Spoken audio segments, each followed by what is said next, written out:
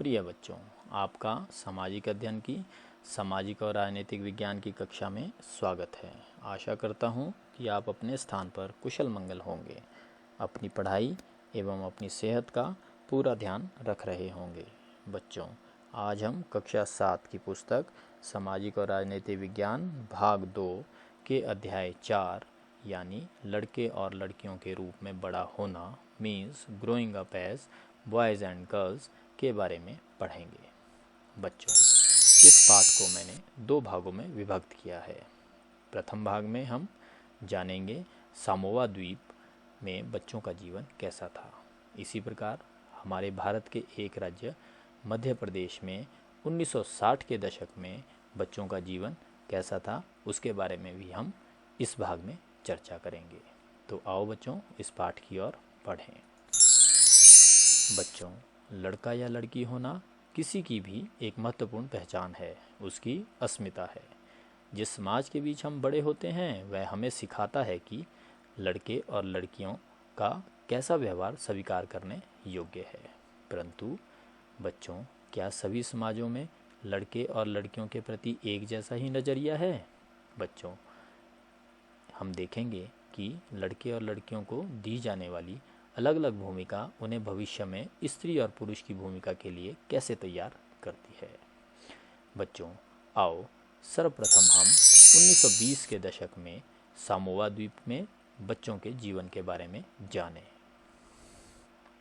बच्चों, सामोआ द्वीप प्रशांत महासागर के दक्षिण में स्थित छोटे छोटे द्वीपों के समूह का ही एक भाग है। सामोअन समाज पर किए गए अनुसंधान की रिपोर्ट के अनुसार 1920 के दशक में बच्चे स्कूल नहीं जाते थे, परंतु वे बच्चे बड़े और वयस्कों से बहुत सी बातें सीखते थे, जैसे छोटे बच्चों की देखभाल या घर का काम कैसे करना इत्यादि। द्वीपों पर मछली पकड़ना बड़ा महत्वपूर्ण कार्य था, इसलिए किशोर बच्चे मछली पकड़ने के लिए सुदूर यात्राओं पर जाना सीखते थे। लेकिन ये बातें वे अपने बचपन के अलग अलग समय पर सीखते थे।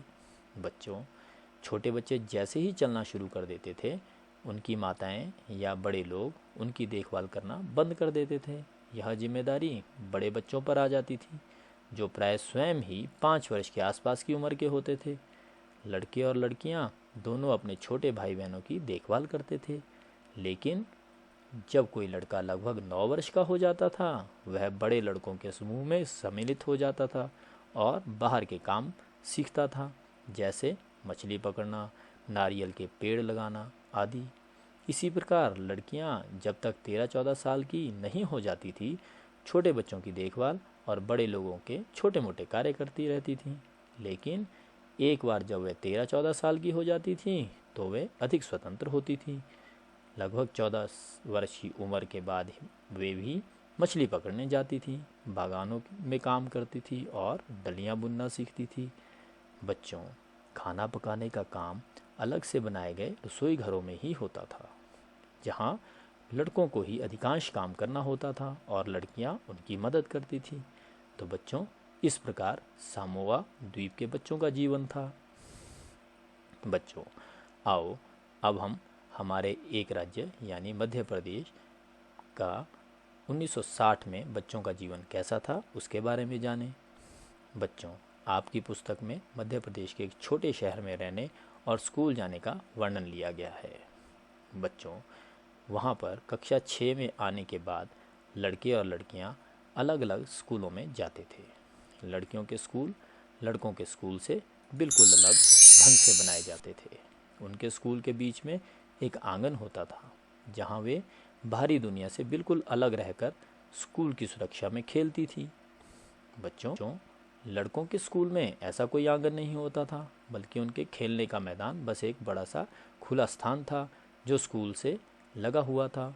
हर शाम स्कूल के बाद लड़के सैकड़ों लड़कियों की भीड़ को संकरी गलियों से जाते हुए देखते थे। सड़कों पर जाती हुई ये लड़कियां बड़ी गंभीर दिखती थीं। यह बात लड़कों से अलग थी, जो सड़कों को अनेक कामों के लिए उपयोग करते थे, जैसे यूं ही खड़े खाली समय बिताने के लिए, दौड़ने और खेलने के लिए और साइकिल चलाने के करतबों को आजमाने के लिए। बच्चों, लड़कियों के लिए गली सीधे घर पहुंचने का एक माध्यम थी। लड़कियां हमेशा समूहों में जाती थीं। शायद उनके मन में यह डर रहता था कि कोई उन्हें छेड़ ना दे या उन पर हमला ना कर दे। तो बच्चों, आपने ऊपर 2 उदाहरण पढ़े, तो हमें लगता है कि बड़े होने के भी कई तरीके हैं। हम प्राय सोचते हैं कि बच्चे एक ही तरीके से बड़े होते हैं।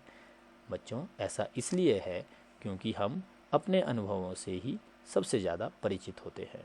यदि हम अपने परिवार के बुजुर्गों से बात करें तो पाएंगे कि उनका बचपन शायद हमारे बचपन से बहुत भिन्न था। बच्चों, हम यह भी अनुभव करते हैं कि समाज लड़के और लड़कियों में स्पष्ट अंतर करता है। यह बहुत कम आयु से ही शुरू हो जाता है। उदाहरण के लिए, उन्हें खेलने के लिए भिन्न भिन्न खिलौने दिए जाते हैं। लड़कों को प्रायः खेलने के लिए कारें दी जाती हैं और लड़कियों को गुड़िया। दोनों ही खिलौने खेलने में बहुत आनंददायक हो सकते हैं, फिर भी लड़कियों को गुड़िया और लड़कों को कारें ही क्यों दी जाती है? खिलौने बच्चों को यह बताने का माध्यम बन जाते हैं कि जब वे बड़े होकर स्त्री और पुरुष बनेंगे तो उनका भविष्य अलग अलग होगा। इसी प्रकार बच्चों, अगर हम विचार करें तो यह अंतर प्रायः प्रतिदिन की छोटी छोटी बातों में बनाकर रखा जाता है। लड़कों को कैसे कपड़े पहनने चाहिए, लड़के पार्क में कौन कौन से खेल खेलें, लड़कियों को धीमी आवाज़ में बात करनी चाहिए और लड़कों को रोब से, इत्यादि। बच्चों, एक चित्र आपको दिखाई दे रहा है। यह सामोआ द्वीप का चित्र है जो प्रशांत महासागर में स्थित है। तो बच्चों, इस प्रकार हमने आज 1920 के दशक में सामोआ द्वीप में बच्चों के जीवन के बारे में जाना और 1960 के दशक में मध्य प्रदेश में बच्चों के जीवन के बारे में जाना। आशा करता हूँ कि आपको यह भाग समझ आ गया होगा। बच्चों, इस वीडियो के साथ एक कार्यपत्रक भी जुड़ा है। कृपया करके उसमें दिए गए प्रश्नों को जरूर हल करें ताकि आपकी इसके प्रति और समझ बन सके। धन्यवाद। खुश रहो, स्वस्थ रहो। Thank you. Be happy and safe.